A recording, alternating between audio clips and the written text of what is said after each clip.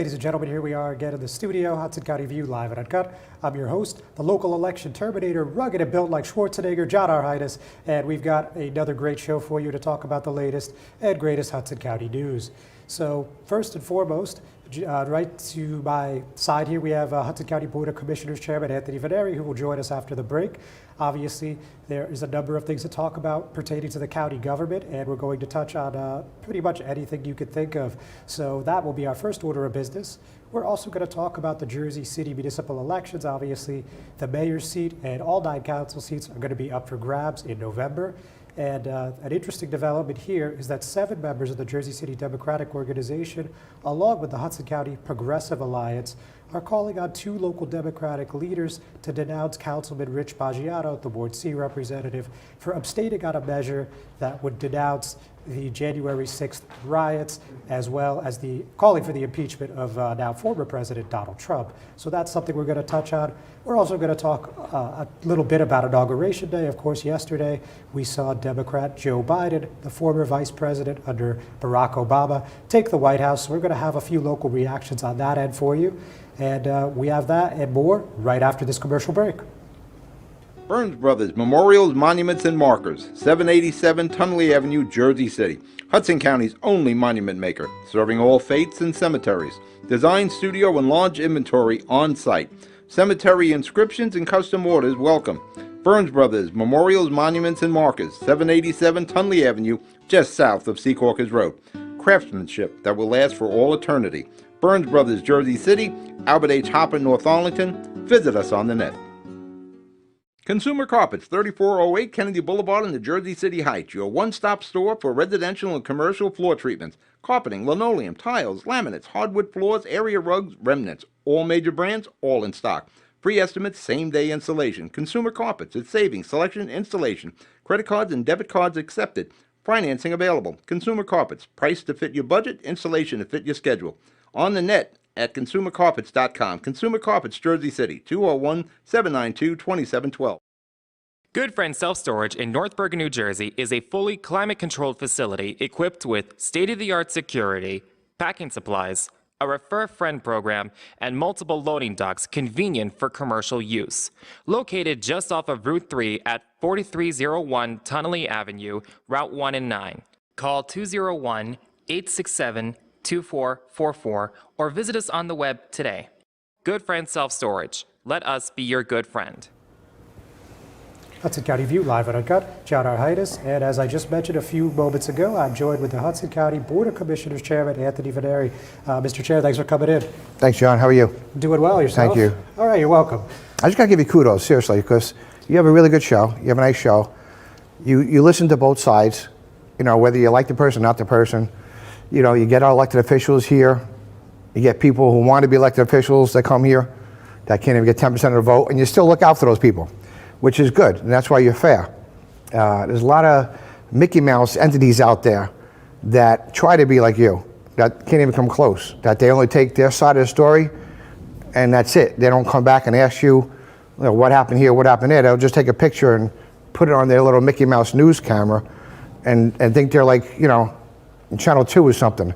But I gotta give you kudos, you know, you're good, you know, Julio's a good guy, Jeff Henning's a good guy, and I like you all, but the Mickey Mouse outfits, you know, just leave town. Well, you know? Thank you, Chairman. I appreciate the compliment. It's always a pleasure to sit with you.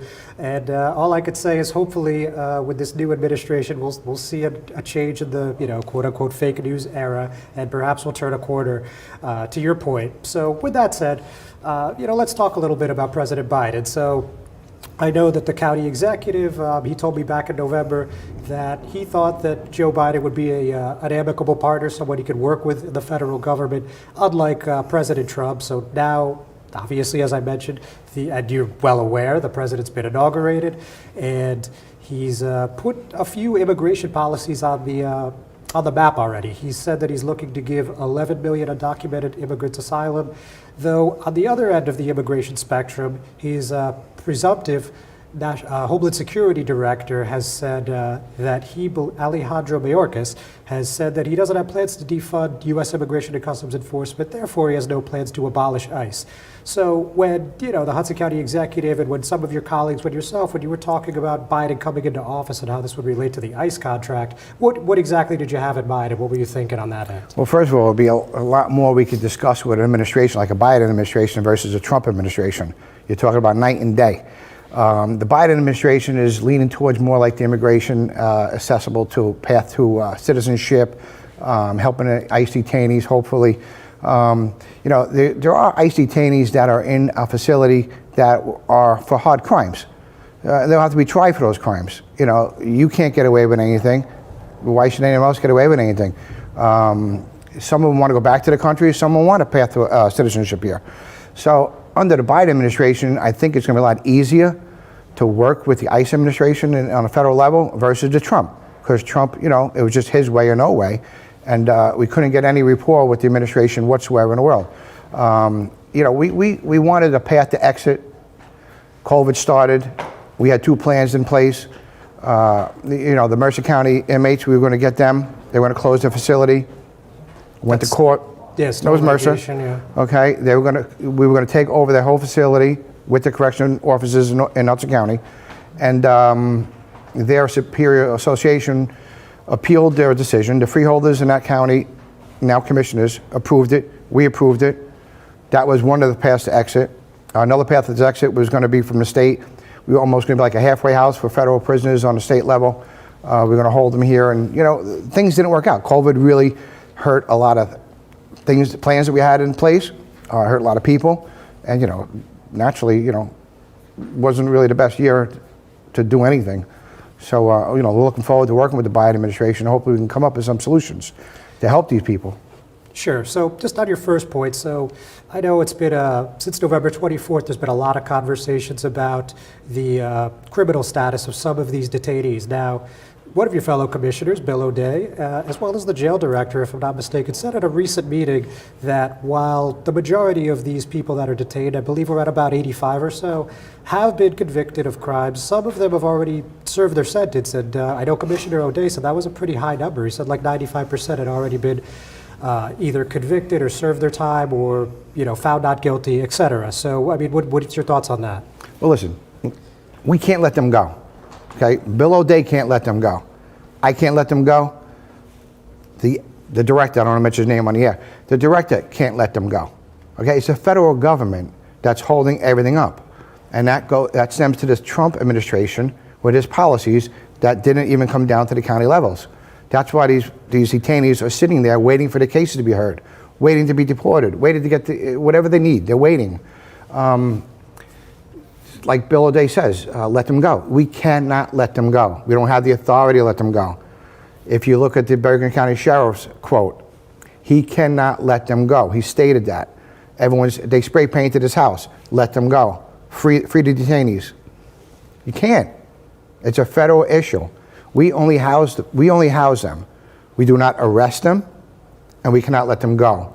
We're in the middle. Yeah. So we hold them here. We hold them here to the next, the court, we're deported, or hopefully path to citizenship. Right. And we Chairman, keep them closer to families. I'm sorry to jump in, but we're just going to take a quick break from our sponsors. We'll be right back. The Jersey City Medical Center. You know it for its award-winning, life-saving ambulance service. It's also your health hub, with health and wellness locations staffed with certified professionals all through Hudson County. The Jersey City Medical Center, here to help you with your healthy, here when you need us the most. The Jersey City Medical Center. Visit us on the net to learn more. Jersey City Medical Center, Robert Wood Johnson, Barnabas Health Facility. Let's be healthy together. Newport, the luxury waterfront community on the Hudson River, offers a quality of life you deserve in 10 high-rise rental towers with amenities such as the on-site Newport Path subway, light rail and ferry service, Newport Town Square, 3 playgrounds, dog run, upscale restaurants, retail giants like Sears, JCPenney, Macy's, and Target. Morton Williams Supermarket is just outside your front door. A health and fitness club, spa, skating rink, and medical facilities are also on site. NewportNJ.com. Enjoy the New York skyline from Newport Town Square. Manhattan is just one path stop away or quick ride through the Holland Tunnel. Nursery and private elementary schools all on site. 12-screen movie theater at the Newport Center Mall. Want to visit Newport? Stay at the Westin or Marriott Hotel. Go to newportnj.com for details. Newport has luxurious towers, great restaurants, shopping, New York skyline views, schools, playgrounds, a marina and yacht club, gym, spa, fine wine, fine living. It's incredible. It's you. newportnj.com. Newport, live like you want. Hudson County View live at Uncut. John Arhitis, still with the Hudson County Board of Commissioners Chairman Anthony Vainieri. So Chairman, anyway, so you were just explaining that you were saying this was a federal issue, and I know you've had these conversations at length at the public sessions of your meetings. And look, the biggest, I think, argument from the people that still are unhappy about the contract is that while, certainly you can't abolish ICE and you can't tell ICE what to do, what you can do is you can select which vendors the county could contract with, which is why, in part, they're upset about this whole set of circumstances. So just anything on that, Ed? Well, listen, I visited the correctional facility twice. I talked to the inmates face to face.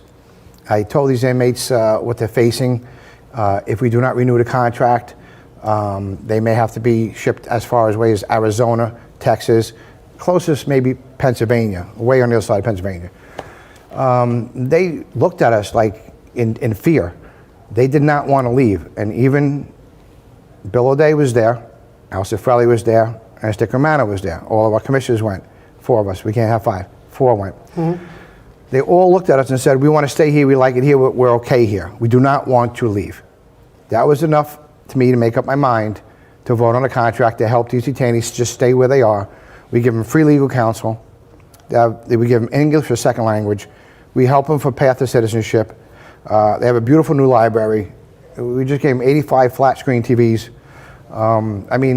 It's a jail. You have to realize it's still jail. It's not a Hilton, okay? So, we try to make it the best we can for them and their families to visit. And that's what we've been doing. And if we don't take the contract, these detainees are going to be shipped out. Now, to that point, so does ICE actually communicate with anyone from the county about any of this stuff as far as that wouldn't be on my table? No, that's either with the county executive's office, probably just county executive's office. Yes. Okay. All right. So now, when we're also speaking about this issue, now I know you guys had a favorable reaction, relatively speaking, when you met with some of the people that are detained there. But still, when you speak to counsel for some of these folks, when you see free counsel.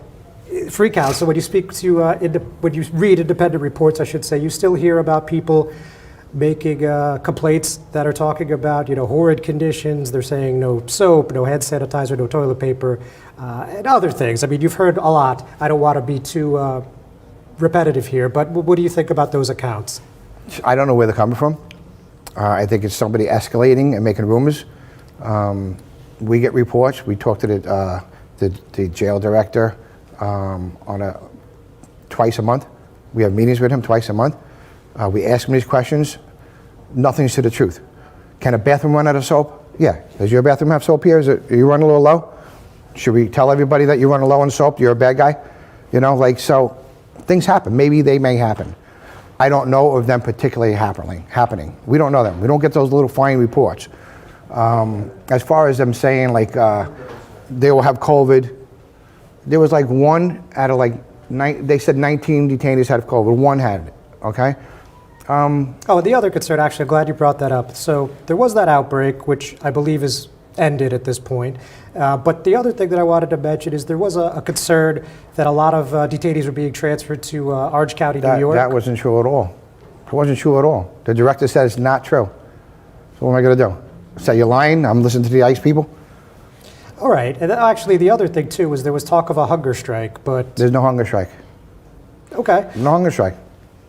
All right. Well, so with that, let's move on now to the public portion ordinance that will be in front of your governing body next week, a week from today, right? Right. So, look, long story short, as you are well aware, it would limit each individual speaker to 3 minutes, and it would put the overall public portion at 2 hours, and you would have the discretion as the chair if you would like to make that time period a little bit longer if you guys are dealing with matters of importance. So just tell me how you came to this decision and why you thought this was the right call. Well, listen, when you get abused every single meeting, and you're sitting there frustrated because there's nothing else you could do to help anybody that's attacking you, that's cursing you, calling you a Nazi, calling you a torturer.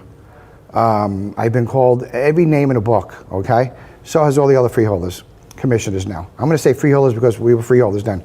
But, you know, it's time where the commissioners, Board of Commissioners as a whole, has to take a stance and say, we're not gonna tolerate this anymore, okay? We're not gonna tolerate this anymore. The contract was voted in November. It passed, okay? What else do you want us to do? Okay, we're not gonna go back on our word and abolish the contract now. We can't do that, okay? So, like, you're gonna hold up the meeting by attacking us, the same people, the same words. They write from script. I can show you 100 emails I get, all the same email, word for word, with a different name on the bottom, okay? So, the freeholders, they don't even want to stay at the meetings anymore. I don't either. I walked out a couple of public portions, and I will continue to walk out of public portions because it's meaningless now, okay? I, as a chair, address the public. If anybody has anything else to speak about other than the ICE contract, you get heard first, okay? And it's only fair because they can't hog up the public portion and let, like, say somebody has a problem with a traffic signal or their park, the trees have to be trimmed, or whatever you might have in a county issue, okay? You can't hog up your public portion on something that we voted 2 months ago and that we can't change. Take your fight to the federal government. Maybe they were down there on January 6th, I don't know.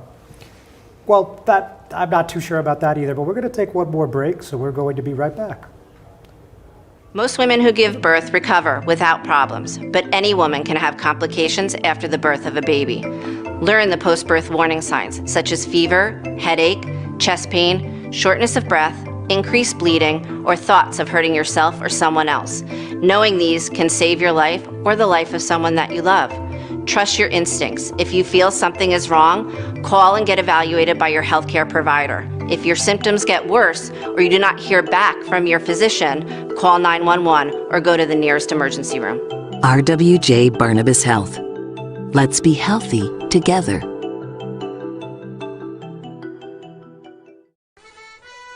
Pinto Properties, Jersey City. Shaping the workplace with state-of-the-art office spaces that address your company desires. Building residences that define your home environment, adjacent to all modes of transportation with on-site parking available. The right address, the right lease. Call 201-521-9000 or visit online at panapintoproperties.com. Panapinto Properties, building Jersey City for everyone. Hudson County View, live at Uncut. John R. Highness, and I'm still with the Hudson County Board of Commissioners Chairman Anthony Vainieri. So, Chair, obviously we're just finishing up this conversation about the public speaking ordinance now. The first reading, I think most people watching this are aware, or who will watch this are aware, that it passed 8-1, so not exactly a close vote. Commissioner O'Day voted no. He said something along the lines, I'll paraphrase it, this is the job we signed up for, and I remember sitting at the council till 2, 3, 4 in the morning, and et cetera. Let's go back to the council. So obviously you don't agree with his perspective, but anything further on that? Listen, this is something all the commissioners got together and they spoke about it. They gave ideas to myself, ideas to the administration. We came up with an idea of how we could protect ourselves and protect the regular public that wants to speak. If you put a 2-hour cap on it, you're up to 40 speakers. When did you ever see a meeting with 40 speakers other than this ICE? Never. I haven't seen an issue since I'm on the commissioner board that we had 40 speakers at a meeting other than this ICE contract. That's it. That's it. Somebody wants to reach their county commissioner, you know me in North Bergen, they know how to get in touch with me. They don't need to go to Jersey City and say, oh, freeholder, there's a tree cracked on 2 inches south of this road. They're gonna get me. Email, Facebook, call town hall, call my business. They get me. They stop at my office all the time. I'm in the park every day. I have aides that walk around in the park. I mean, if someone wants to meet your commissioner and get your commissioner, they will. They don't need to go to a meeting in grandstand. You really don't need it.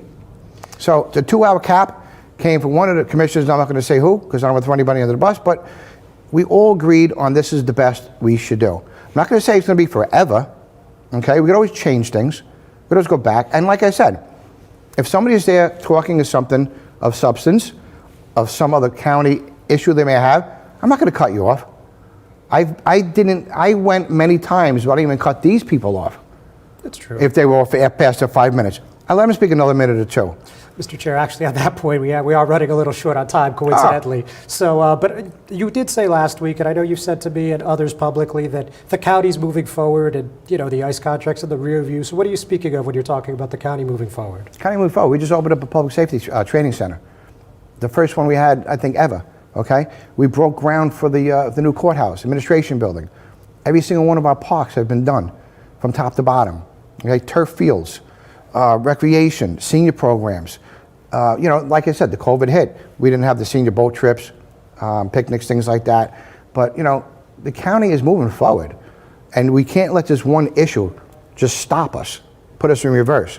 Because there's a small percent of people that live in Hudson County that don't like what you did. And they come and attack you. And they send bomb threats to the county executive's office and death threats to the commissioners. I don't know if that was a bomb threat. A lot of people say that was a glitter bomb. But listen, that's a different topic for a different day. You don't do something like that. You just don't act that way. If I vote no on something or I vote yes on something, that's my prerogative. My people in my district will see how I voted. And if they don't want to reelect me with 85% of the vote, which they just did, they won't reelect me. Just for every other county commissioner. That's it. We help our district, we do the best we can, and just because there's a small percent of a population, I don't even say population, I don't know where these people come from. They come from Fairlawn. Sticker Romano got a call from Germany. Yeah, okay? no, he mentioned that. Right? He mentioned that. But now that we're on Zoom, anybody can log in on your meetings.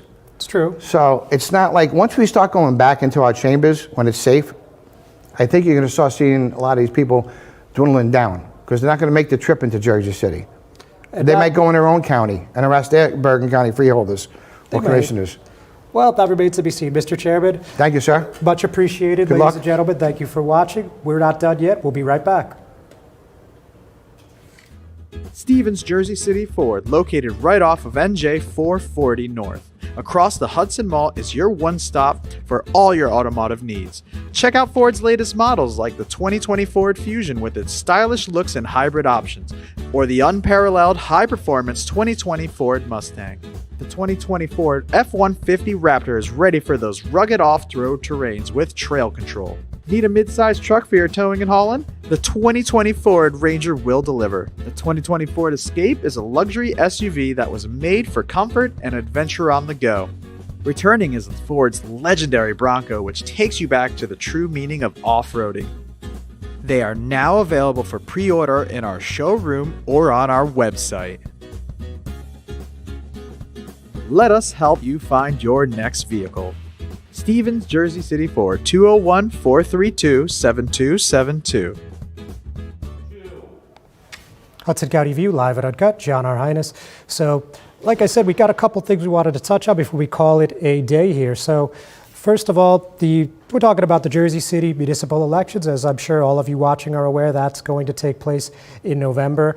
And little controversy for Ward C Councilman Rich Boggiano. So 1 week ago, we saw the Jersey City Council vote on a resolution that denounced the riots, the insurrection, whatever you want to call the chaos at the Capitol, as many outlets have deemed it, on January 6th, as well as calling for former President Donald Trump's impeachment over these events.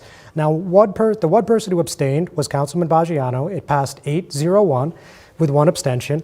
And now there were 7 Jersey City Democratic Organization committee members calling on their local party chair, who's Barbara Stamato, as well as the Hudson County Democratic Organization party chair, that's Amy DeGees, not to fund Boggiano's reelection. And I'm going to read an excerpt of the letter that they sent yesterday.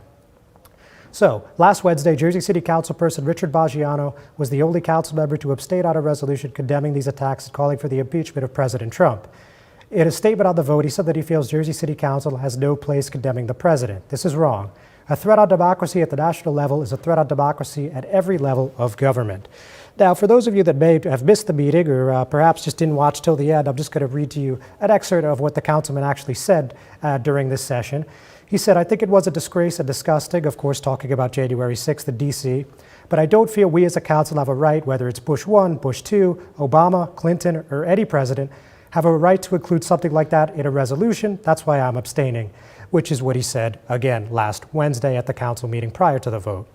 So I did not get a response from Stabato or Amy DeGees, and I also did not hear back from the Fulop campaign, which is relevant because Amy DeGees and Rich Boggiano are actually running mates, as I've mentioned on this program a couple times now. Amy DeGees is running with Mayor Stephen Fulop's re-election team as an at-large candidate. She is filling the void left by Councilman at Large Rolando Lavarro, who ran with Fulop in 2013 and 2017. And in recent memory, he's broken rank and is a long-rumored mayoral challenger, but he has yet to declare whether he will run for council, mayor, or I guess hypothetically could still run for nothing and just ride off into the sunset, though I don't think that's a very likely option at all, to be perfectly frank with you. So obviously the mayor's race in Jersey City looks interesting.